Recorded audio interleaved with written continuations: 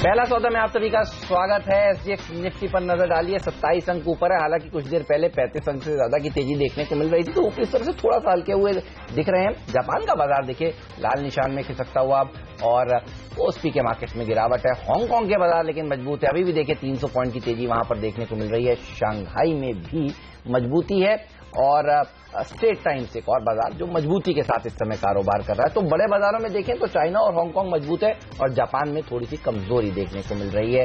रुपए की ओपनिंग पर होगी हमारी नजर और आपको बता दूं, रुपया, कमोडिटी, ये बाजार भी कल बंद थे और ये भी एक दिन की छुट्टी के बाद खुलने वाले हैं। प्री ओपनिंग सेशन कुछ ही सेकंड्स में शुरू होने वाला है। भारतीय बाजारों के लिए संकेत तो यही है कि एक अच्छी शुरुआत हो सकती है आज के दिन की, क्योंकि एसजीएक्स निफ्टी अभी भी देखिए मजबूती के साथ ही ट्रेड कर रहा है। कोर सेक्टर के नंबर अच्छे हैं, ये एक अच्छी खबर आती हुई, और ऑटो कंपनियों के ऊपर आपकी साफ तौर पर नजर होनी चाहिए। एविएशन शेयरों पर नजर होनी चाहिए, जिस तरह से सरकार एफडीआई के नियमों में जो बॉटलनेक्स थे उनको हटा रही है। और देखिए शुरुआत होती हुई तो हरे और लाल निशान के बीच में झूलता हुआ सेंसेक्स और निफ्टी इस समय निफ्टी में ज्यादा तेजी देखने को मिल रही है। आज के दिन एविएशन शेयरों में 9% की तेजी होती हुई दिख रही है, लेकिन नजर होगी एचडीएफसी जैसे हैवी वेट्स के ऊपर, टीसीएस, विप्रो जैसे स्टॉक्स के ऊपर, क्योंकि अगला जो बड़ा इवेंट है वो यूएस में चुनाव है और देखिए 8 तारीख को है। और वैसे अगर आप काउंट करें नंबर ऑफ ट्रेडिंग सेशंस तो कुल 6 ट्रेडिंग सेशंस बचे हैं आज का मिलाकर, और चुनाव होंगे वहां पर। और वहां पर यूएस में प्रेसिडेंशियल इलेक्शंस का आउटकम 9 तारीख को निकल कर आएगा। तो उस इवेंट से पहले आप देखिए दुनिया भर के बाजार वेट एंड वॉच के मोड में नजर आ रहे हैं। लेकिन आज बैंकिंग स्टॉक्स में पीएनबी अच्छा प्रदर्शन दिखा सकता है।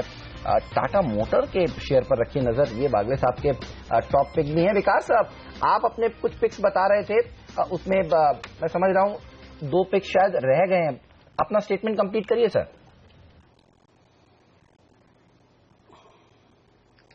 हाँ बिल्कुल हेमंत, जो और 2 स्टॉक्स जिसपे मैं बुलिश हूं, पहला रहेगा गुजरात एल्कलीज। बहुत अच्छी कंपनी है, हमने बहुत अच्छा रनअप देखा है पिछले कुछ महीनों में, बट मुझे लगता है इस बार इसके नतीजे जो आएंगे बहुत ही शानदार होने चाहिए। जिस तरह से थिरुमलाई केमिकल्स, भागेड़िया इंडस्ट्रीज, इन लोगों ने इन कंपनीज ने अपने रिजल्ट पेश किए, इसके भी नतीजे 10 नवंबर को आने वाले हैं। और जो इसके प्रोडक्ट है उसके प्राइसेस में काफी बढ़त हुई है, तो उसका एक इम्पैक्ट देखने को मिलेगा। तो I continue to remain bullish on Gujarat Alkali, और मुझे लगता है इसमें खरीदारी करनी चाहिए। और जो इसके अलावा जो स्टॉक रहेगा वो एक फार्मा कंपनी है, कंपनी का नाम है कैप्लिन पॉइंट लेबोरेटरीज। ये भी एक बहुत अच्छी कंपनी है, फंडामेंटल्स में बहुत अच्छा सुधार देखने को मिला है, स्टॉक अभी फोकस में भी है। मुझे लगता है इसमें भी आज खरीदारी करनी चाहिए, यहाँ पे बिल्कुल तेजी बनी रहेगी। इनफैक्ट कैप्लिन पॉइंट के लिए आज एक डेवलपमेंट है कि यूएस एफडीए की ऑब्जर्वेशंस निकल कर आई हैं इनकी 2 इंजेक्टेबल्स वाली यूनिट पर, और अगले 15 दिनों में जो भी यूएस एफडीए ने आपत्तियां जताई हैं उस पर कंपनी काम करती हुई दिखाई देगी। लेकिन लार्जली एक पॉजिटिव रुझान यूएस एफडीए का कंपनी पर आता हुआ जरूर दिखाई दिया है। तो ये स्टॉक वैसे भी खबरों में फोकस में रहेगा। कुछ और काउंटर्स जिसमें आज एक्शन देखने को मिल सकता है, आयशा मोटर्स पर कुणाल मैं आपकी राय लेना चाहूंगी, क्योंकि आयशा मोटर्स देखिए नंबर्स के बाद स्टॉक फिसला जरूर था। आज ऑफ कोर्स बिक्री के आंकड़े आएंगे और लार्जली अनुमान लगाया जा रहा है कि रॉयल एनफील्ड की सेल्स में कुछ बढ़त देखने को जरूर मिलेगी। चार्ट्स पर क्या जो भी गिरावट थी वो पूरी हो चुकी है? आप देखिए शुरुआत तो प्री ओपन सेशन में इसकी करीब 1 से 1.5% ऊपर हुई है। देखिए अगर इसकी ओवरऑल आप हिस्ट्री देखें हर्षदा, तो इस काउंटर में बहुत शैलो करेक्शंस आते हैं, और उस लिहाज से देखें तो मुझे लगता है जो करेक्शन है वो लगभग पूरा हो चुका है। 23,500 मुझे लगता है इस करेक्शन का लोअर एंड है, उसके नीचे काउंटर नहीं जाना चाहिए। और मान लीजिए आज नंबर्स अच्छे आते हैं तो उसमें दोबारा एक रिजम्पशन अप ट्रेंड का देखने को मिल सकता है और वहां खरीदने के भी मौके बनेंगे। मुझे लगता है कि ये काउंटर एक परपेचुअल अप ट्रेंड में है, डेफिनेटली बाय करके चलना चाहिए। ओके, चलिए तो इस पर रखिएगा नजर। रॉयल एनफील्ड बुलेट का जो जलवा है बरकरार है। इसके अलावा ऑल कार्गो लॉजिस्टिक्स, विकास आप कुछ देर पहले कह रहे थे कि जीएसटी के लिहाज से भी ये हफ्ता इंपॉर्टेंट है। इनफैक्ट 3 और 4 नवंबर को जीएसटी काउंसिल की 3री बैठक है, बृहस्पतिवार और शुक्रवार को, और मुझे ऑल कार्गो के लिए एक अच्छी खबर दिख रही है। लॉजिस्टिक्स कंपनियों पर फिर फोकस रहेगा ही। ऑल कार्गो में एक बायबैक होने वाला है और बायबैक के ऊपर बोर्ड बैठक जो है वो 7 नवंबर को है। करीब करीब 221 करोड़ रुपए कंपनी के पास रिजर्व्स भी हैं। ये शेयर आपको कैसा लगता है?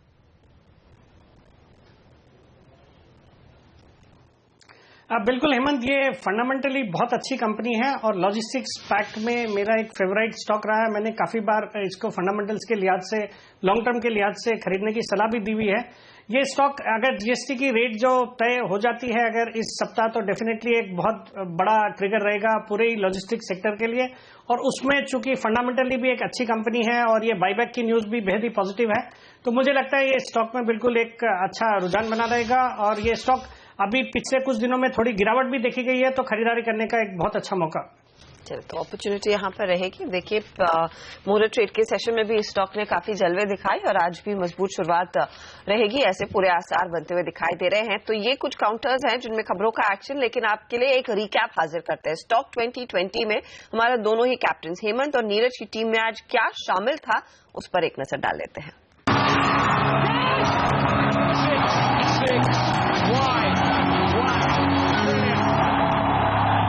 मेरी टीम पे पूरी तरह से फोकस है खरीदारी पे, नतीजों में खास फोकस है। GIC housing, century textiles, Bharat financials, JK cement, अच्छे नतीजे हैं, इसलिए सेक्टर्स लगता है यहाँ पे आज एक तेजी बनेगी। डेटामेटिक्स ग्लोबल आप देखिए, यहाँ पे लखनऊ मेट्रो से जिनको ऑर्डर मिला है उसका एग्जीक्यूशन का समय आ गया है, रेवेन्यू जनरेशन शुरू होगा, तो सेक्टर्स लगता है यहाँ पे खरीदारी बनती है। एस्टेक लाइफ साइंसेज लगातार रैली दिखा रहा, आप रिजल्ट के बाद से 2 दिनों में ही करीब 40% तक बढ़ चुका है, इसलिए थोड़ी रफ्तार कम हो सकती है लेकिन तेजी भी रहेगी। आरबीएल बैंक एचएनआई की तरफ से जबरदस्त खरीदारी देखने को मिल रही है, मोस्ट फंड में खरीदा गया है, इसलिए रडार पर रखिए। सुदर्शन केमिकल नतीजे आने वाले हैं, बेहतरीन नतीजे होंगे ये उम्मीद है, इसलिए इस पर खरीदारी करें। स्पाइस जेट एविएशन की खबरों पर, आईटीआई कैबिनेट नोट बन चुका है डिफेंस में कन्वर्जन का, और लैंड मोनेटाइजेशन का भी प्रोग्रेस शुरू हो चुकी है। मेरी टीम पर नजर डालिए, 10 के 10 बल्लेबाजों को आज टीम में शामिल किया गया है और नए संवत का पहला ट्रेडिंग सेशन है पूरा, और ये बेहतरीन रह सकता है। ऑटो कंपनियों के ऊपर रखिएगा नजर, ऑटो कंपनियों के जो बिक्री के आंकड़े हैं वो पेश होंगे। देखना होगा कि धनतेरस पे, दिवाली पे और फेस्टिवल मूड में लोगों ने कितनी गाड़ियां खरीदी हैं, तो एस्कॉर्ट्स में तेजी होगी। मुंजाल ऑटो एंसिलरी शेयरों में अच्छी तेजी देखने को मिल सकती है। जीएनए एक्सेल जिसके नतीजे आने वाले हैं, उससे पहले यहां पर आज तेजी करके चलिए, अच्छे नंबर्स की एक्सपेक्टेशंस की जा रही हैं। मिक इलेक्ट्रॉनिक्स के नतीजों से पहले आप यहां पर भी खरीदारी कर सकते हैं। सुंदरम फास्टनर्स को भी फायदा होगा, जिस तरह से कोर सेक्टर के जो आंकड़े बेहतरीन आए हैं। और आप देखिए, नए संवत में सबसे अच्छी खबर तो कोर सेक्टर के आंकड़े आ ही चुकी है, तो इस खबर पर भी रखिए नजर, इस शेयर पर भी रखिए नजर। डिपेंडेबल का दर्जा जेट एयरवेज को दिया है और पिंच हिटर का दर्जा तनेजा एरोस्पेस को दिया है। नीरज की टीम में स्पाइस जेट शामिल था, तो एविएशन पैक आज फोकस में रह सकता है। सेंट गोबेन के भी नतीजों से पहले यहां पर तेजी देखने को मिल सकती है। और ब्रोकिंग कंपनियां देखिए क्या जबरदस्त नंबर अब तक पेश कर रही हैं। मोतीलाल ओसवाल फाइनेंशियल सर्विसेज के नंबर अच्छे आए, आईएफएल होल्डिंग के नंबर अच्छे आए, और इस हफ्ते जियोजित बीएनपी पारिबा के नतीजे भी आने वाले हैं। उम्मीद की जा रही है कि ये आंकड़े भी अच्छे आएंगे। प्रोजोन है आज का हमारा फ्री हिट शेयर, यहां पर भी अच्छी तेजी देखने को मिल सकती है। बड़े एचएनआई इन्वेस्टर्स यहां पर खरीदारी करते हुए दिखे हैं पिछले कुछ ट्रेडिंग सेशंस में। यहां पर आज एक बेहतरीन रैली बन सकती है।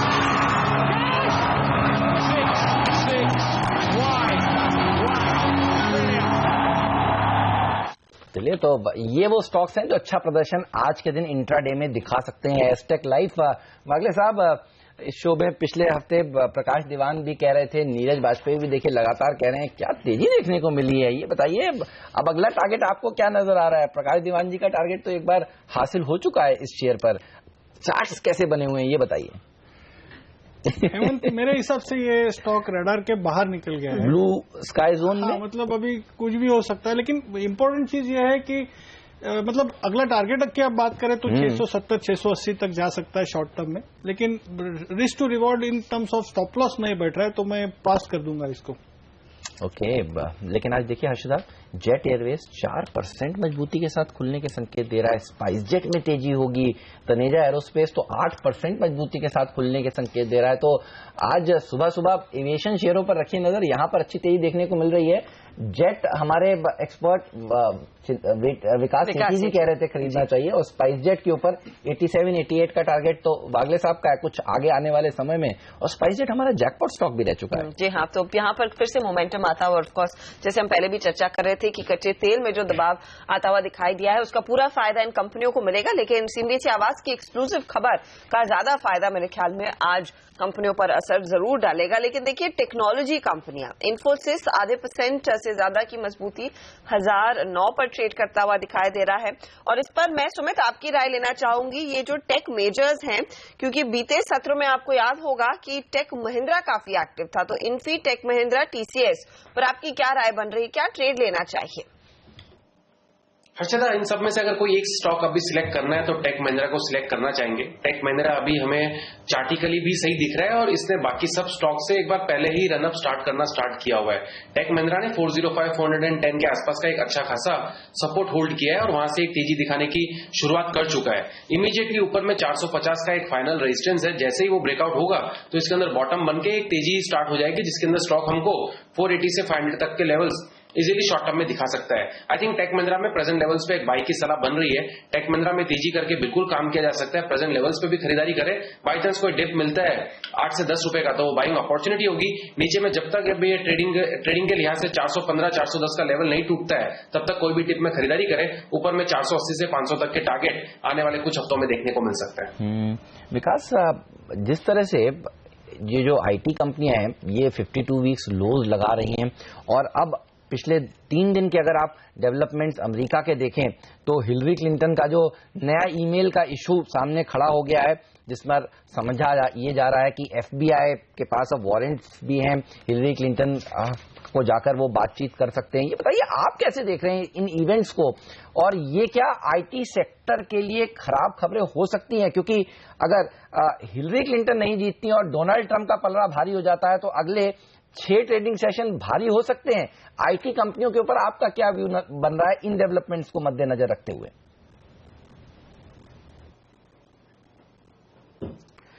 बिल्कुल हेमंत, ये जो पिछले 3-4 दिनों में जो ईमेल वाली जो घटना हुई है, जो FBI उसकी इन्वेस्टिगेट कर रही है, उसके कारण से थोड़ा बदलाव देखा जा रहा है और उसके कारण से थोड़ी चिंता भी बढ़ी है। अगर ये अनएक्सपेक्टेड या एक नेगेटिव सरप्राइज आता है तो डेफिनेटली बहुत ही नेगेटिव होगा ओवरऑल मार्केट्स के लिए भी और IT सेक्टर के लिए इन पर्टिकुलर।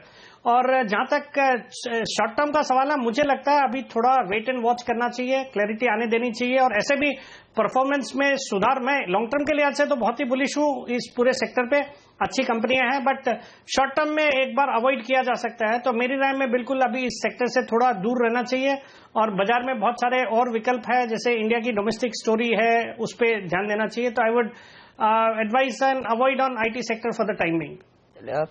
टेक्नोलॉजी स्पेस से थोड़ा सा दूर रहा जाए इस समय, ये साफ सलाह आती हुई दिखाई दे रही है। लेकिन एक और काउंटर जो रेडार पर है प्री ओपन सेशन में, जहां पर मजबूती के पूरे आसार दिख रहे हैं, वो है भारतीय इंफ्राटेल। आपको याद होगा नतीजों के बाद कंपनी ने कहा था कि वो अपने टावर बिजनेस यानी कि भारतीय इंफ्राटेल में हिस्सेदारी कुछ बेचेंगे, और जो रिपोर्ट्स आ रही हैं कि KKR जैसे बड़े खिलाड़ी और कनाडा पेंशन प्लान करीब $4 बिलियन का एक स्टेक बाय कर सकते हैं कंपनी में। 352 के आसपास ट्रेड करता हुआ। लेकिन कुणाल, क्या कुछ चार्ट्स में और जगह बाकी है तेजी की?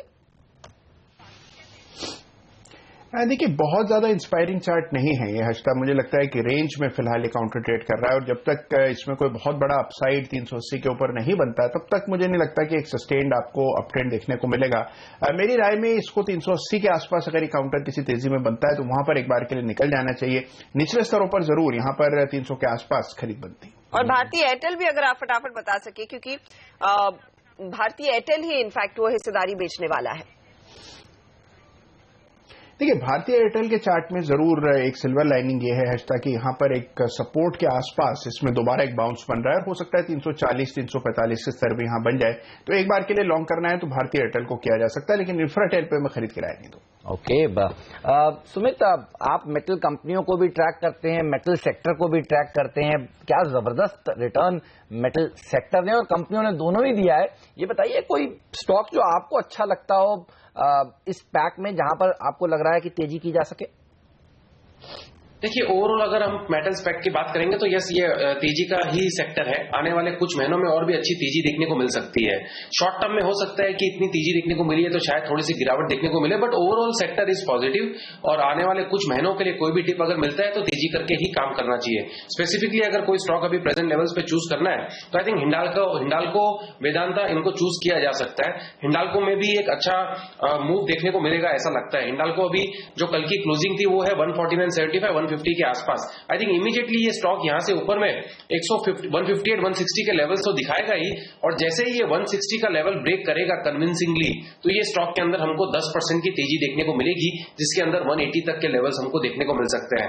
ये स्टॉक का इमीडिएट सपोर्ट बन रहा है 146, 147 लेवल्स के आसपास। आई थिंक हिंडाल्को में ऑन द स्पॉट अगर कोई ट्रेड करना चाहे तो तेजी का ट्रेड ले सकता है 146 के स्टॉप लॉस के साथ। इमीडिएट टारगेट 160 लेवल, और 160 अगर ब्रेक करता है तो 180 तक का मूव हमको देखने को मिलेगा। ऑलराइट, तो ये वो स्टॉक है जिस पर रखिए नजर। मेटल पैक में सबसे अच्छा प्रदर्शन दिखा सकता है एफएनओ डेटा के लिहाज से, लेकिन आज साफ तौर पर देखिए एविएशन कंपनियों में तेजी देखने को मिलेगी। जेट एयरवेज एफएनओ का टॉप गेनर होगा, 4% की बढ़त के साथ ये कारोबार की शुरुआत करने वाला है। और दूसरे एविएशन शेयर स्पाइसजेट में भी तेजी देखने को मिल सकती है। इंटरग्लोब एविएशन यहाँ ये एक और ऐसा स्टॉक है जो मजबूती के साथ आज खुल सकता है। इसके अलावा आप देखिए भारतीय इंफ्राटेल, जिस तरह से हर्षदा आपको बता रही थी, यहाँ पर हिस्सेदारी बिकने की खबरें आती हुई और भारतीय के नतीजों के साथ साथ ये साफ हो गया था कि यहाँ पर हिस्सेदारी भारतीय एयरटेल बेचना चाहता है। इसके अलावा हिंदुस्तान जिंक खबरों के दम पर फोकस में रहने वाला है। ऑटो कंपनियों पर आज नजर होगी, अच्छे नंबर्स पेश कर सकती है टाटा मोटर्स के अलावा। आप देखिए एस्कॉर्ट्स जैसे स्टॉक मजबूती के साथ खुलने के संकेत करते हुए आईसीआईसीआई बैंक 1% मजबूती के साथ खुल रहा है आज। तो बैंक निफ्टी में मजबूती देखने को मिलेगी और भारतीय बाजार खुल चुके हैं 15 अंक ऊपर। देखिए इस समय निफ्टी खुलता हुआ 10 अंक की बढ़त सेंसेक्स में देखने को मिल रही है, लेकिन खुलते ही लाल निशान में फिसलता हुआ सेंसेक्स और बैंक निफ्टी देखिए पहले लाल निशान में आया, इसलिए यहाँ दबाव देखने को मिल रहा है। टेक महिंद्रा 1.5% नीचे, एचडीएफसी और कोटक महिंद्रा बैंक में देखिए दबाव देखने को मिल रहा है आज के दिन। तो ये कुछ प्राइवेट सेक्टर बैंक्स हैं जो कमजोरी के साथ तरफ आज कारोबार कर रहे हैं, लेकिन आप देखिए ऑटो शेयरों में मजबूती है। आयशर में तेजी के साथ कारोबार होता हुआ, जहां जहां खबरें हैं वहां एक्शन देखने को मिल रहा है। एविएशन शेयरों में देखिए जेट एयरवेज में तेजी के साथ कारोबार हो रहा है, 2.5% मजबूती के साथ खुला है ये। इवन तनेजा एरोस्पेस जैसे शेयर देखिए एविएशन कंपनियों में वो 7% मजबूती के साथ खुलते हुए आपको नजर आएंगे। हिंदुस्तान जिंक में तेजी देखने को मिल रही है, अल्ट्राटेक सीमेंट मजबूत है। तो ऐसा नहीं कि गिरावट है। मिड कैप इंडेक्स हर्षदा ज्यादा अच्छा प्रदर्शन आज के सत्र में दिखा रहे हैं। टाटा कम्युनिकेशन में तेजी देखने को मिल रही है। तो अलग अलग सेक्टर्स के अलग अलग स्टॉक्स मजबूत प्रदर्शन आज के दिन दिखाते हुए आपको नजर आएंगे। इसके अलावा ऑटो एंसिलरी स्टॉक्स में भी तेजी है। ऑटो शेयर फोकस में है तो ऑटो एंसिलरी स्टॉक्स पर भी रखिए नजर, क्योंकि अक्टूबर महीने के जो बिक्री के आंकड़े हैं वो आएंगे। रिको ऑटो 4.5% मजबूती के साथ आज खुलता हुआ आपको नजर आएगा। और मेटल और कमोडिटी सेगमेंट देखिए वेदांता, जो कुछ देर पहले सुमित कह रहे थे कि तेजी हो सकती है, यहां पर अच्छी तेजी बनती हुई। हिंडाल्को देखिए करीब 1.5% मजबूती के साथ ट्रेड करता हुआ। सेल में तेजी है, तो मेटल पैक अच्छा मजबूती के साथ ट्रेड कर रहा है। कोर सेक्टर के नंबर्स काफी अच्छे हैं हर्षदा जी हाँ, लेकिन हेमंत देखिए फोकस जो है एक बार फिर मिड कैप्स पर ही है। 41 पॉइंट ऊपर वो इंडेक्स ट्रेड करता हुआ दिखाई दे रहा है और जिन काउंटर्स की हम बात कर रहे थे बाजार खुलने से ठीक पहले, वहीं पर सीधा एक्शन आया। कैप्टन पॉइंट यूएस एफडीए की ओर से 2 ऑब्जर्वेशंस आए हैं और लेकिन पॉजिटिव रुझान है कंपनी पर। स्टॉक 5% ऊपर और विकास सेठी ने आपको बाजार खुलने से ठीक पहले बताया था कि इसमें आपने खरीदारी करनी चाहिए। तो 5% ऊपर 15,000 शेयरों का ट्रेड खुलते ही देखने को मिला है। इनकी एक और पिक डॉनियर इंडस्ट्रीज 3% ऊपर खुला है काउंटर, यहां पर भी वॉल्यूम पिकअप देखने को मिला है। उजास एनर्जी देखिए 3% का इजाफा बनता हुआ, मुनाफे में 32% तक की तेजी आती हुई दिखाई दी है। मार्जिन 15% प्लस रहे हैं और यही वजह है कि उजास में एक अच्छी मूव आती हुई। लेकिन जेट एयरवेज के साथ साथ स्पाइस जेट दोनों में पॉजिटिव खबरें आई हैं एफडीआई को लेकर और हमारे दोनों जानकार विकास सेठी और संदीप वागले के टॉप ट्रेड्स में शामिल है ये काउंटर्स, तो उसका पूरा फायदा मिलता हुआ। ऑल कार्गो लॉजिस्टिक्स बायबैक पर बोर्ड बैठक होने वाली है 7 नवंबर को, यानी कि अगले हफ्ते। उससे पहले काउंटर में फिर से एक्शन बनता हुआ दिखाई दिया। जेएम फाइनेंशियल के नंबर्स के बाद 2-2.5% ऊपर खुला है ये काउंटर भी। दिलीप बिल्डकॉन नंबर्स इतने कुछ खास एक्साइटिंग नहीं रहे हैं, लेकिन स्टॉक देखिए 1% ऊपर है। महिंद्रा हॉलीडेज के लिए ठीक ठाक क्वार्टर, 2.5% ऊपर इनफैक्ट वो काउंटर ट्रेड करता हुआ। जीएनए एक्सेल्स पर आज नजर रहेगी, नतीजे आने वाले हैं और मैं आपको याद दिला दूं कि मुहूर्त ट्रेड के मौके पर प्रकाश दीवान ने इनफैक्ट ये अपना टॉप पिक के तौर पर चुना था शेयर। 1% ऊपर खुला है जीएनए एक्सेल्स आज। एनबीसीसी BSNL का 771 करोड़ का लैंड बैंक रीडेवलपमेंट करने का कुछ खेमा इनके हाथ आता हुआ दिखाई देगा।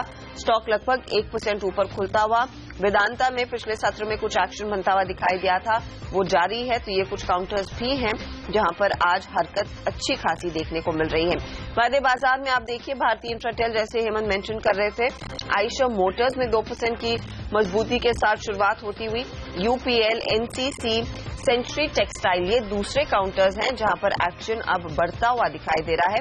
तो ये तेजी वाले खिलाड़ी जरूर दिखाई दिए हैं। तो स्मॉल कैप्स और मिड कैप्स में एक्शन भरपूर है। ITI, ये नीरज की टीम का फ्री हिट शेयर था, 6.5% का इजाफा दिखा रहा है। आप देखिए जेट में तो तेजी देखने को मिल रही है। JM Financials, ये चार्ट पर वागले साहब को भी पसंद था, नतीजे अच्छे आए हैं इस बार ब्रोकिंग कंपनियों के, ये मजबूती के साथ ट्रेड कर रहा है और बाजार को संभालने का काम दरअसल HDFC कर रहा है। अगर आप कंट्रीब्यूटर्स पर नजर डालें तो आप पाएंगे कि ये वो स्टॉक है जो 2% ऊपर है, और ये 2% ऊपर हो तो फिर देखिए बाजार बहुत जल्दी से गिरता नहीं है, और ये एक अच्छा संकेत इस समय नजर आ रहा है।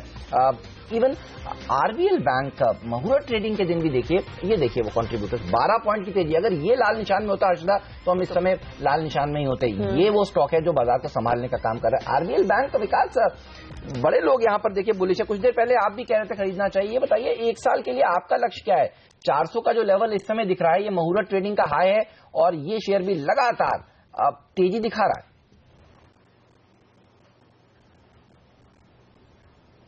हाँ बिल्कुल हेमंत, बहुत अच्छा स्टॉक है। लिस्टिंग के बाद से भी गेन्स बने और थोड़ी देर पहले चर्चा के दौरान भी मैंने कहा था, मुझे लगता है अगर 1 साल इस स्टॉक को होल्ड करें तो यहां से 40 to 50% की अपसाइड बिल्कुल देखी जा सकती है। एयरलाइन कंपनी के लिए थोड़ी सी खराब खबर, ATF के दाम जो है 7.5% बढ़ा दिए गए हैं। लेकिन आप देखिए IOC की तरफ से खबर आती हुई कल देर रात हालांकि ऐलान होना था पेट्रोल डीजल और ATF के दामों में क्या बदलाव हुआ है, तो पेट्रोल डीजल के दामों का तो ऐलान अभी सामने नहीं आया, लेकिन ATF की कीमतें बढ़ती हुई। लेकिन आप देखिए उसके बावजूद ये शेयर आज के दिन अच्छा प्रदर्शन दिखा रहे हैं। जी हाँ, 3% ऊपर जेट का काउंटर ट्रेड करता हुआ। स्पाइस जेट में भरपूर तेजी आती हुई। इंटरग्लोब थोड़ा सा पिछड़ा है मेरे ख्याल में आज के सत्र में, वहां पर ज्यादा कुछ फोकस नहीं है तेजी का। लेकिन कुछ और काउंटर्स जिसमें आज हम देख रहे हैं बहुत ही स्ट्रॉन्ग स्टार्ट आती हुई दिखाई दी है, उस पर मैं राय लेना चाहूंगी। सुमित, आपकी आयशर मोटर्स की हम चर्चा कर रहे थे, लेकिन हिंडाल्को देखिए, ये काउंटर जिस तेजी से आज खुला है, करीब 2% तक के गेन्स आते हुए, और इसके साथ अगर वेदांता के चार्ट भी अगर आप देख सके, बेटर प्ले क्या रहेगा इस समय? जैसे कि अब हम थोड़ी देर पहले ही बता रहे थे कि हिंडाल्को और वेदांता दोनों ही हर्षदा हमें अच्छे दिख रहे हैं, और मेटल्स ओवरऑल पैक हमें अच्छा दिखता है आने वाले कुछ महीनों के लिए। बाई चांस मार्केट्स में वॉलेटिलिटी के चलते अगर कोई गिरावट आती है तो अच्छी खरीदारी होगी, बट दोनों में से अगर कोई अभी एक सिलेक्ट करना है तो हिंडाल्को भी हमने थोड़ी देर पहले ही सजेस्ट किया था कि हिंडाल्को के अंदर तेजी की जा सकती है। 146 का स्टॉप लॉस रखना होगा और ऊपर में इमीडिएटली 160 तक के टारगेट रखने होंगे, और जैसे ही 160 का लेवल क्रॉस करेगा तो ये 10% की तेजी और दिखाएगा। तो अभी प्योरली इमीडिएटली अगर इंट्राडे के हिसाब से भी किसी ने ट्रेड लेना है तो हिंडाल्को ऑलरेडी 2-2.5 रुपए ऊपर है, बट फिर भी इसके अंदर ट्रेड किया जा सकता है। हिंडाल्को में तेजी करे प्रेजेंट लेवल्स पे, और अगर रिवाइज स्टॉप लॉस कोई रखना चाहता है तो 149 का भी रिवाइज स्टॉप लॉस से अभी प्योर इंट्राडे ट्रेड करना चाहे तो किया जा सकता है for a immediate target of 158-160 levels. Alright, stock of the moment तो हर्षदा जो आप बता रही थी कैप्लिन पॉइंट, ये आप देखिए तमिलनाडु की जो इनकी फैसिलिटी है उसमें US FDA ने जांच की।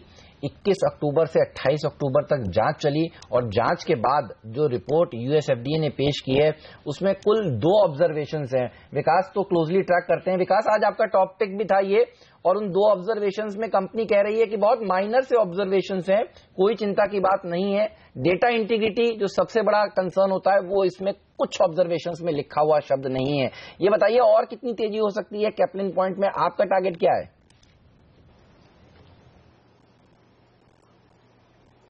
बिल्कुल हेमंत, बहुत अच्छा एक स्टॉक है, कुछ दिनों से काफी फोकस में है, कई बड़े निवेशकों ने भी इसमें इंटरेस्ट जताया है। मुझे लगता है ये स्टॉक इस साल बहुत अच्छा परफॉर्म करना चाहिए, तो लंबी अवधि में मुझे यहां से बहुत अच्छे अपसाइड्स नजर आते हैं। टारगेट देना तो थोड़ा मुश्किल होगा, बट मुझे लगता है कोई भी गिरावट में इसमें खरीदारी करनी चाहिए। और क्या आप कोई टारगेट संदीप इस पर दे पाएंगे? 423 पर आया है और देखिए अब 7% ऊपर। आज तो लेने का मतलब नहीं बनता है क्योंकि ऑलरेडी मूव चला गया है मुझे लगता है, लेकिन आप कुछ हफ्तों की बात करें तो मेरा 460 का व्यू होगा। चलिए, तो 460 का व्यू है कुछ हफ्तों का। लेकिन आज देखिए टॉप 3 गेनर्स हिंडाल्को जो सुमित बगड़िया कह रहे थे खरीदिए, जेट एयरवेज जो विकास सेठी कह रहे थे खरीदिए, टाटा कम्युनिकेशन जो हम बता रहे थे बीएसएनएल वाली खबर पर देखिए टाटा कम्युनिकेशन ज्यादा अच्छा प्रदर्शन दिखाता है। कुणाल, टाटा कम्युनिकेशन के चार्ट देखकर बताइए ये कैसे लगते हैं आपको? इस समय एफएनओ में सबसे अच्छा प्रदर्शन दिखाने वाला शेयर जेट के बाद यही है। देखिए, मुझे लगता है कि बहुत ही बेहतरीन चार्ट है हेमंत, और हम देख रहे हैं कि इसमें जो टाटा ग्रुप का ओवरहैंग है उसको भी इस काउंटर ने पार कर लिया है, 650 के आसपास ट्रेड कर रहा है। मुझे लगता है एक बार 700-720 के लेवल्स में यहां पर आते हुए दिख सकते हैं। मेरी खरीदने की राय है। बैंकिंग काउंटर्स पर लेकिन दबाव है। बैंक निफ्टी खासतौर से 19,510 पर ट्रेड करता हुआ 14 पॉइंट नीचे। यहाँ पर Kotak Mahindra bank, axis bank, bank of Baroda, IndusInd bank के तमाम स्टॉक्स है जहां पर प्रेशर बनता हुआ दिखाई दे रहा है। सुमित, मुझे बताइए बैंक निफ्टी में 19,500 के ऊपर ये ट्रेड तो कर रहा है लेकिन अटक रहा है। रेजिस्टेंस बड़ा कहां पर दिख रहा है और किस लेवल के पार करते ही फिर तेजी की पोजीशंस लेना ठीक रहेगा? हर्षदा, अभी फिलहाल एक बार तेजी नहीं करना चाहिए क्योंकि बैंक निफ्टी में थोड़ा सा स्ट्रक्चर ज्यादा खराब हुआ है कंपेयर टू निफ्टी, और जैसे ही बैंक निफ्टी ये कल का या परसों का लो ब्रेक करेगा तो उसके बाद इसके अंदर एक अच्छा ब्रेकडाउन देखने को मिल सकता है। 19,500 इमीडिएट लेवल है और 19,350 सेकंड सपोर्ट लेवल है। तो जैसे ये लेवल्स ब्रेक होंगे तो हमको एक सेल ऑफ देखने को मिल सकता है। हम प्रेजेंट लेवल पे सेल का व्यू लेके चल रहे हैं बैंक निफ्टी के अंदर। 19,700-750 का लेवल टूटे उसके बाद ही हमें इसके अंदर तेजी में बैठना है, अदरवाइज ये एक दायरे में है। इस प्रेजेंट लेवल से 600 तक 19,600 तक सेलिंग का व्यू बना के चले। 19,750 का स्टॉप लॉस होगा और नीचे में टारगेट 19,200 या शायद 19,000 तक के भी लेवल्स हमको इस हफ्ते में देखने को मिल सकते हैं। तो आई थिंक फिलहाल प्रेजेंट लेवल्स पे एक बार चढ़ के बाइंग ना करें, बैंक निफ्टी के अंदर थोड़ा सा वेट करें। चलिए, आप कह रहे हैं बैंक निफ्टी में बिल्कुल खरीदारी नहीं करनी चाहिए और देखते ही देखते ये 19,500 के नीचे आ चुका है। 40 पॉइंट का नॉक इसने ले लिया है। उसके बावजूद HDFC का स्टॉक रेडार पर होना चाहिए क्योंकि वो 1.5% ऊपर खुला था और वहीं पर ट्रेड करता हुआ दिखाई दे रहा है। इस पर आपकी क्या राय बन रही है? ये अगेंस्ट ट्रेंड जा रहा है? हर्षदा, HDFC के ऊपर पूछा आपने सवाल। या HDFC देखिए 1402 रुपए के आसपास ये ट्रेड कर रहा है और इसने कल का हाई भी कन्विंसिंगली ब्रेक कर दिया है। 1400 के ऊपर ये सस्टेन करता है और थोड़ी देर के लिए तो इसके अंदर शायद तेजी देखने को मिल सकती है 25 से 30 पॉइंट के लिए।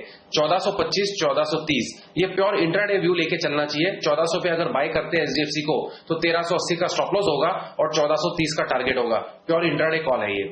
ओके, चलिए तो इस पर रखिए नजर। ग्लेनमार्क फार्मा में अच्छी तेजी होती हुई दिख रही है।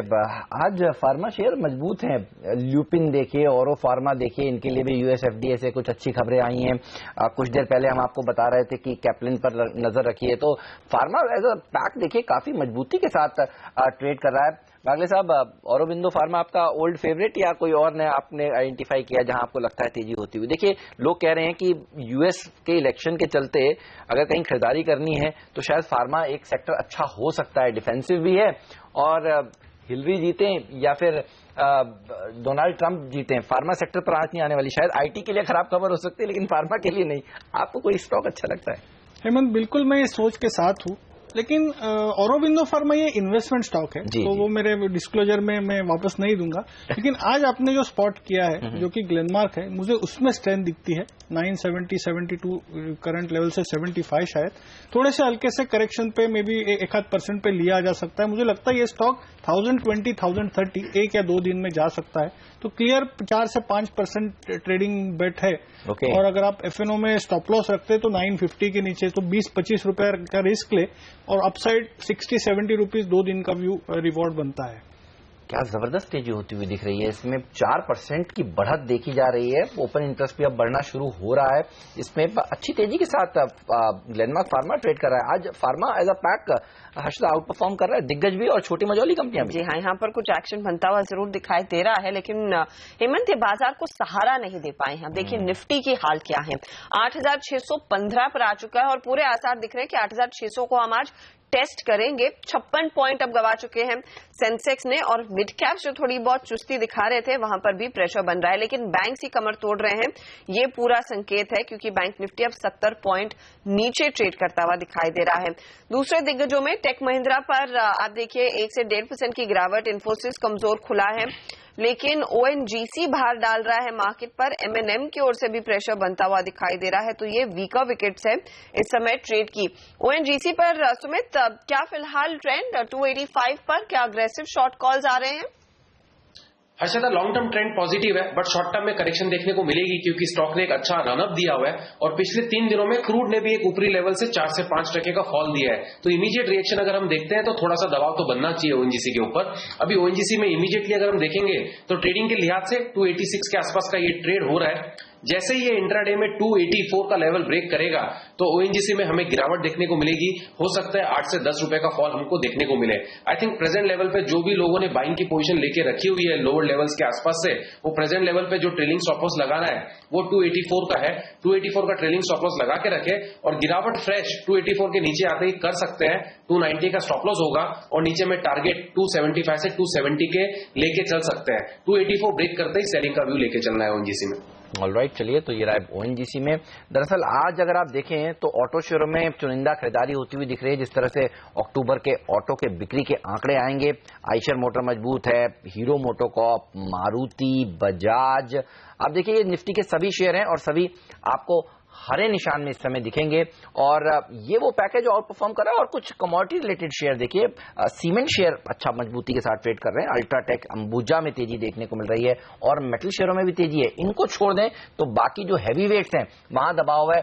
बैंकिंग स्टॉक्स अगर अच्छा प्रदर्शन दिखाएंगे तो भारतीय बाजार को ऊपर जाने में काफी पसीना आने वाला है। हेमंत, जो आपने ऑटो कंपनियों की बात की उसका ज्यादा इम्पैक्ट ऑटो एंसिलरी स्टॉक्स में देखने को मिला है, क्योंकि मिड कैप में जो प्रेशर बन रहा है उसके बावजूद ऑटोमोटिव एक्सेल्स देखेंगे आप 3.5% ऊपर है। जीएनए एक्सेल्स जो आज इनफैक्ट हेमंत की टीम में शामिल था स्टॉक 2020 में, आज नंबर्स भी आने वाले हैं, 3% ऊपर खुला है। Ucal fuel, Autoline industries, wheels India, Sundaram brakes, ये काउंटर्स हैं जहां पर वॉल्यूम प्ले काफी स्ट्रॉन्ग है और काफी खरीदारी हो रही है। अब ऑटो एंसिलरी की कहानी पहले डिस्कवर्ड है, यहाँ पर काफी एक्शन आ चुका है विकास, लेकिन इस समय अगर एक नया लुक लेना होगा उस पर आपकी क्या राय रहेगी मैं आपसे समझूंगी। लेकिन अगर आप वेरी क्विकली ऑटोमोटिव एक्सेल्स, यूकाल फ्यूल, लूमैक्स जैसे काउंटर्स पर एक नजर डाल सकें, क्या बेटर ट्रेड आपको दिखाई दे रहा है इस समय संदीप? हर्षद, ऑटोमोटिव एक्सेल्स, यूकाल फ्यूल और तीसरा कौन सा था? Wheels India. ओके, ऑटोमोटिव एक्सेल्स मुझे अच्छा लग रहा है। It is cleared a very significant resistance of around 740 और अगर ये नेक्स्ट इसका अगला टारगेट होगा 780 790 के आसपास, जो कि आज के दिन में भी आ सकता है, एक या 2 दिन में आ सकता है। और बेस्ट पार्ट इज दैट अगर ये 800 के ऊपर निकल जाता है तो इसमें बड़ी मूव आ सकती है, मतलब 900 930 की, तो मैं उसमें मुझे ज्यादा इंटरेस्ट रहेगा। पैटर्न वाइज ऑटोमोटिव एक्सेल्स मेरा पिक रहेगा। ग्लेनमार्क जैसी तेजी आएगी, क्योंकि आपने जब बोला था 975 था, अभी 990 है। अब ये तो 1000 रुपए के लेवल छूने की तैयारी कर रहा है। और आप देखिए जब आपने बोला था तब ओपन इंटरेस्ट केवल 1% बढ़ा था, 3.5% का इजाफा देखने को मिल रहा है। सुमित, एफएनओ में देखिए सबसे टॉप परफॉर्मिंग स्टॉक अगर एक है तो वो ग्लेनमार्क फार्मा है। अब 6% मजबूत हो गया है, जब हमने स्पॉट किया था तब मात्र 2.5-3% ही मजबूत था। ये शेयर आपको कैसा लग रहा है? पोजीशंस कैसी बनती हुई दिख रही हैं? ग्लेनमार्क नो डाउट स्टॉक अच्छा लग रहा है। ग्लेनमार्क के अंदर हमें और तेजी भी देखने को मिल सकती है। आई थिंक ग्लेनमार्क के अंदर तेजी जारी रखनी चाहिए, क्योंकि जैसे ये 1000 का लेवल क्रॉस करेगा तो इसके अंदर हमको 8 से 10% की तेजी देखने को मिलेगी। इमीडिएटली इसके अंदर साइकोलॉजिकल रेजिस्टेंस 1000 का है, वो ब्रेक होते ही हमें इमीडिएटली ऊपर में 1050 1060 तक के लेवल देखने को मिल सकते हैं। फार्मा में हमें एक स्टॉक और भी अच्छा लग रहा है, लुपिन। हमने लुपिन कॉल बना के भी रखा हुआ है। 1490 के स्टॉप लॉस से लुपिन के अंदर भी तेजी की जा सकती है 1550 1580 के लेवल्स के लिए। तो ग्लेनमार्क के अंदर जो भी पोजीशन बना के रख रहे हैं वो भी होल्ड करें और फ्रेश अगर कोई लेना चाहता है तो लुपिन को भी सिलेक्ट किया जा सकता है। फार्मा कंपनियों की बात कर रहे हैं तो एक फ्लैश भी आ रहा है फार्मा कंपनी स्ट्राइड शासून की ओर से। इनकी एक जेनरिक दवा को यूएस एफडीए की अनुमति मिल गई है, एबाकावेर, और मैं आपको बता दूं ये लार्जली एचआईवी एड्स के ट्रीटमेंट में काम आती है और बैंगलोर की फैसिलिटी से इनफैक्ट इस दवाई की मैन्युफैक्चरिंग होने वाली है। $30 मिलियन का मार्केट है स्ट्राइड शासून के लिए। स्टॉक 1.5% ऊपर इनफैक्ट ट्रेड करता हुआ, तो यहां पर हमने देखा है कुछ एक्शन जरूर आया है। कोई इंसाइट विकास स्ट्राइड शासून पर, क्योंकि नंबर्स बीते हफ्ते आए और इसके बाद हमने देखा काफी करेक्शन हुआ है स्टॉक में।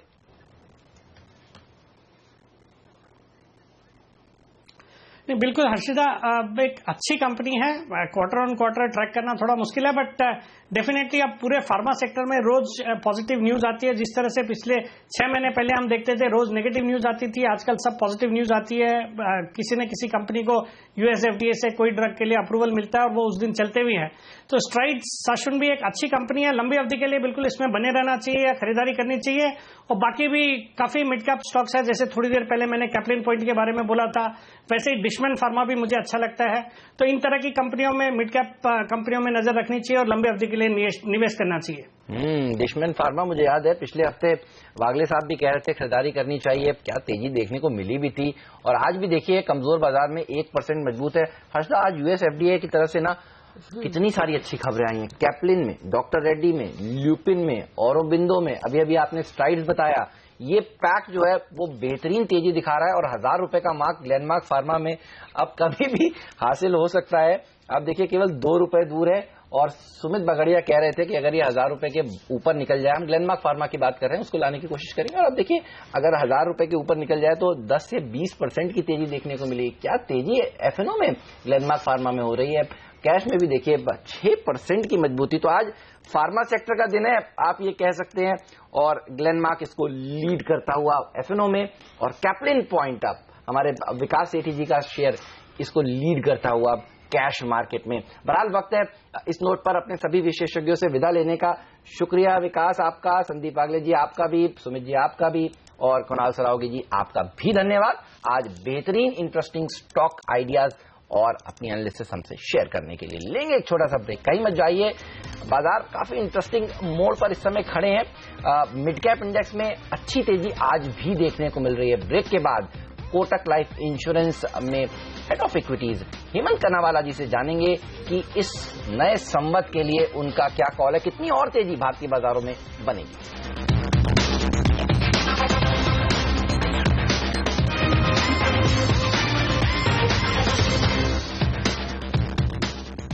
भारतीय बाजारों की शुरुआत आज थोड़ी सी ढीली रही है। 7 पॉइंट की गिरावट पर सेंसेक्स, लेकिन 7 पॉइंट ऊपर निफ्टी 8633 के लेवल।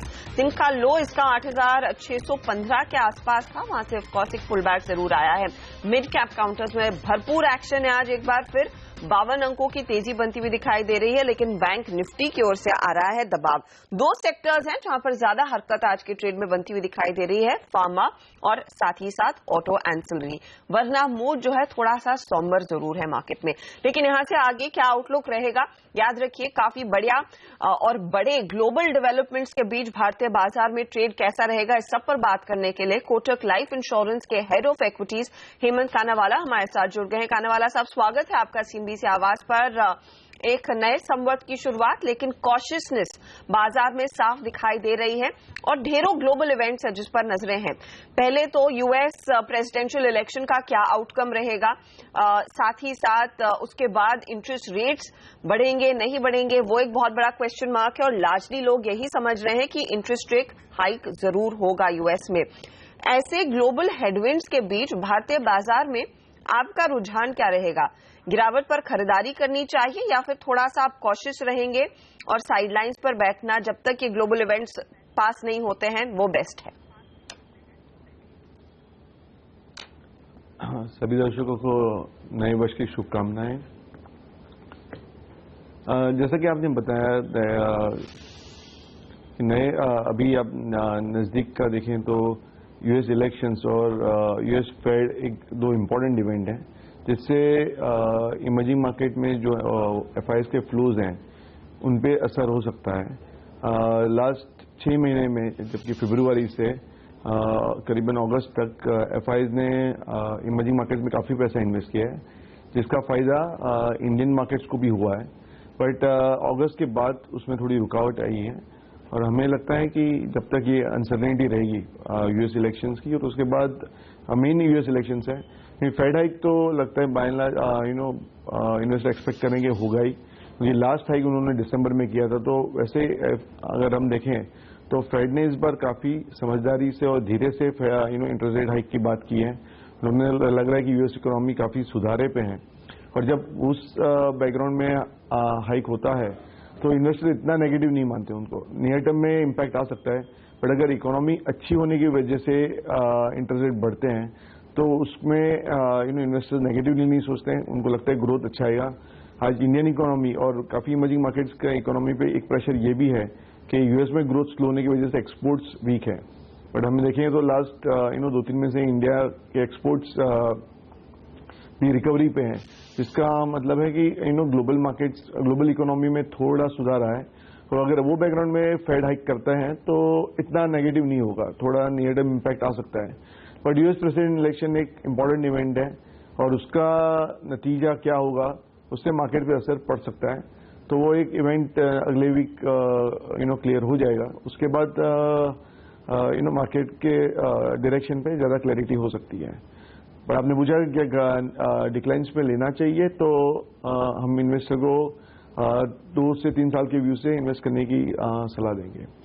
ओके, तो अगर यूएस प्रेसिडेंशियल इलेक्शन का आउटकम बाजार के लिए बहुत इंपॉर्टेंट होगा। Hemant hi, good morning, happy new year sir. आपको ये बताइए कि अगर डोनाल्ड ट्रंप जीत जाते हैं तो क्या बहुत बड़ी करेक्शन होगी या ब्रेक्जिट जैसा मामला होगा? ब्रेक्जिट का खबर अच्छी तो नहीं थी, लेकिन उसके बाद तो बाजार रिकवर कर गए। ब्रेक्जिट और ये जो इवेंट होगी उसको कंपैरिजन नहीं करना चाहिए। ब्रेक्जिट के बाद क्या हुआ कि यूरोप से पैसा निकल के इमर्जिंग मार्केट में आया, तो ऐसा नहीं है कि दुनिया के सारे बाजार ऊपर गए। यूरोप और यूके में करेक्शन चालू हो गया क्योंकि वहां से पैसे निकलने लगे, वहां पे अनसर्टेनिटी बिल्ड हो गई और वो इमर्जिंग मार्केट में आया। सर यूएस में ट्रम्प जीतते हैं जो आज उनके ऑड्स कम है, तो इमीडिएटली मार्केट करे रिकवर ना भी करें, इन्वेस्टर्स देखेंगे कि उनकी क्या इकोनॉमिक पॉलिसीज है।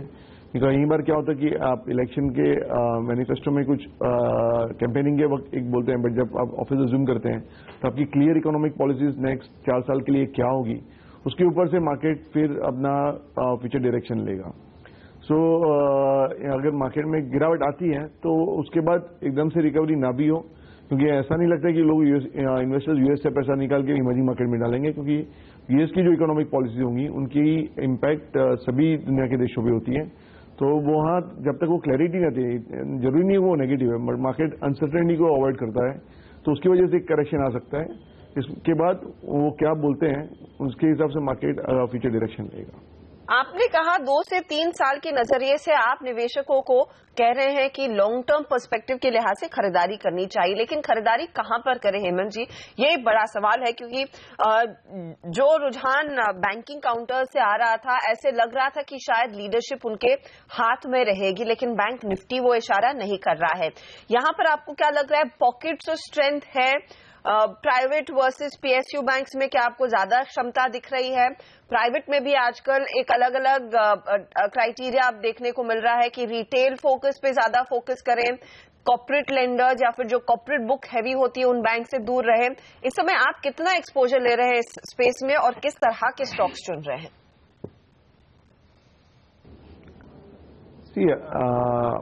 एक जो इवेंट हुआ है लास्ट 6 महीने में इकोनॉमी में कि इंटरेस्ट रेट्स में काफी घटाड़ा हुआ है, कम हुए हैं। Reserve bank of India last 1.5 साल से इंटरेस्ट रेट कम कर रहे थे, बट उसका इम्पैक्ट लेंडिंग रेट पे नहीं हो रहा था। फिर जब से उन्होंने अप्रैल महीने से लिक्विडिटी में सुधारा किया है, तो इंटरेस्ट रेट्स में जैसे आप 10 जिसे देखे तो काफी कम हुए हैं, जिसका फायदा कंपनीज को आगे आते होगा, तो बैंक्स को भी उससे फायदा होगा। तो बैंकिंग सेक्टर अच्छा ही है, बट हमें ये भी याद रखना चाहिए कि लास्ट 6 महीने में इस सेक्टर में काफी तेजी हुई है बॉटम से। 1 साल में शायद अभी भी इतने सारे रिटर्न ना दिखे, बट नीचे से काफी बढ़े हैं और रिजल्ट में इतना इंप्रूवमेंट नहीं है। तो जैसे आपने सही बताया कि पब्लिक या प्राइवेट का कंपेरिजन ना करें, आपको ये देखना है कि कौन सी कंपनी कहाँ लैंड करी है। तो रिटेल में अभी भी प्रॉब्लम नहीं है, वहाँ पे ग्रोथ अच्छी है और एसेट क्वालिटी का इतनी मुश्किल नहीं थी, पर वहाँ पे वैल्यूएशन ऑलरेडी थोड़े महंगे हो चुके हैं। तो यहाँ से इन्वेस्टर अगर निवेश करें तो उनको अपना टाइम होराइजन बढ़ाना पड़ेगा, शायद 2-3 साल में भी इतने अच्छे रिटर्न ना बने, 3 से 5 साल करना पड़े। बट कॉर्पोरेट बैंक जहाँ पे रिकवरी की एक्सपेक्टेशन है, वैल्यूएशन सस्ते हैं, वहाँ पे आप ध्यान रखें तो वहाँ पे अच्छा फायदा हो सकता है। बट थोड़ा उसमें भी सब्र रखना पड़ेगा, क्योंकि जब तक क्लियर इंडिकेशन नहीं आएगा कि एसेट क्वालिटी के प्रॉब्लम्स कम हो गए हैं, तब तक ये सेक्टर स्टॉक्स भी थोड़े प्रेशर में रह सकते हैं। तो वो नेट है कि बैंकिंग सेक्टर अच्छा ही लग रहा है। अगर इकोनॉमी इंप्रूव होगी तो बैंकिंग सेक्टर में ग्रोथ रहेगा। और एक अच्छी बात है कि काफी नई कंपनीज लिस्ट भी हुई इस स्पेस में, तो इन्वेस्टर को उनमें भी ध्यान रखना चाहिए, क्योंकि क्या होता है जब कोई भी कंपनी छोटी होती है तो उनको फास्ट ग्रोथ करने का एक अपॉर्चुनिटी रहती है।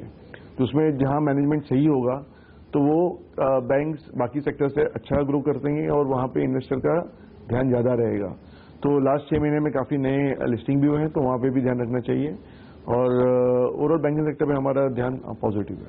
जैसे बैंक्स जो हाल ही में लिस्ट हुए हैं उसकी तरफ इशारा है, आपकी नजर होनी चाहिए। अच्छी तेजी यहां पर देखने को मिल भी रही है, आप देख सकते हैं। इस बीच रॉयल एनफील्ड के जो आंकड़े हैं वो जबरदस्त आए। आयशर मोटर के नंबर्स देखिए आपकी स्क्रीन पर फ्लैश होते हुए, 33% जो है वो बिक्री बढ़ी है। 59,127 यूनिट्स इन्होंने बेची हैं। तो फेस्टिवल का जो महीना था अक्टूबर का, धनतेरस का, दिवाली का, वो इस कंपनी के लिए बेहतरीन रहा है। आप देखिए 900 रुपए बढ़ गया है शेयर, 4% के आसपास की तेजी, और एक्सपेक्टेशंस थी हर्षदा की करीब 58,500 व्हीकल्स ये बेचें, और नमूरा का अनुमान ये था 31-31.5% की बढ़त का, और बढ़त आई है 33% की। ये सेक्टर हेमंत बेहतरीन सेक्टर रहा है, और इस सेक्टर में ज्यादातर शेयरों ने, बल्कि सभी शेयरों ने पैसा बनाकर इन्वेस्टर्स को दिया है। ये आउट परफॉर्मेंस इस नए संवत में भी जारी रहेगी, क्या लगता है आपको?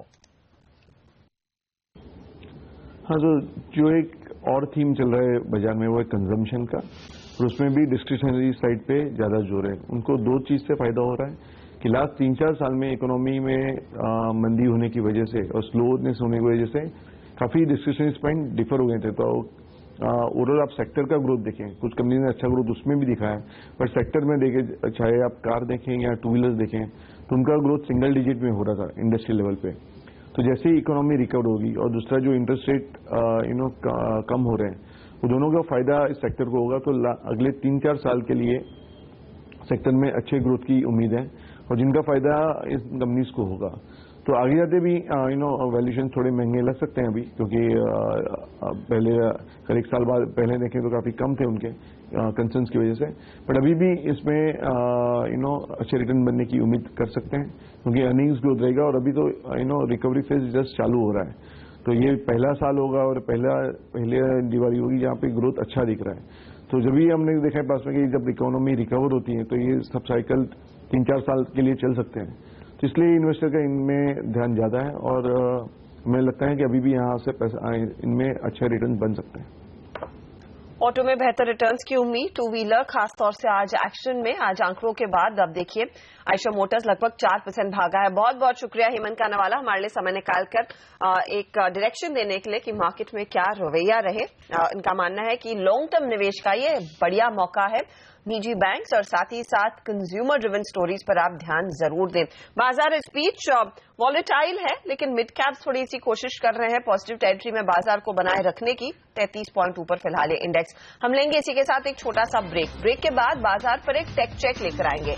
S2Analytics.com के सुदर्शन सुखानी बताएंगे यहां से आगे चार्ट्स पर क्या फिलहाल स्थिति दिख रही है और कौन से चैंपियन शेयर बढ़िया रिटर्न दिलाएंगे।